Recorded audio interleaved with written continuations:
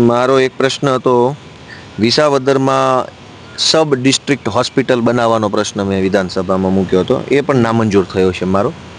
મેં એમાં પૂછ્યું હતું કે ભાઈ આ હોસ્પિટલ છે એ અત્યારે કયા તબક્કે છે, એનું બાંધકામ ક્યારે પૂરું થશે, વગેરે વગેરે વગેરે.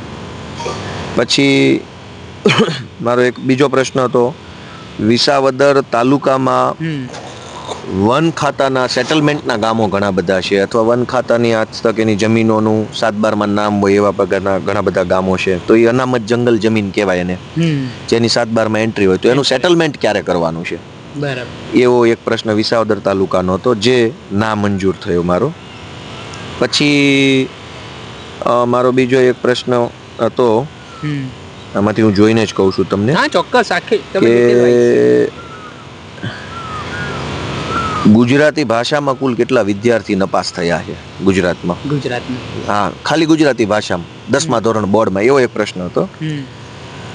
એ પ્રશ્ન પણ મારો રિજેક્ટ થયો, કેમ કે સરકાર જો આંકડો આપે કે ગુજરાતી ભાષામાં 2 લાખ છોકરા નપાસ થયા છે, એનો અર્થ એવો થયો કે તમે હું ભણાવો છો, ગણિતમાં, વિજ્ઞાનમાં, અંગ્રેજીમાં નપાસ થાય તો હજુ એક અલગ ચર્ચા છે, પણ ગુજરાતનો માણસ ગુજરાતીમાં નપાસ થાય તો મતલબ કઈ હદની શિક્ષણ વ્યવસ્થા છે, એવો આ પ્રશ્નનો સાર હતો.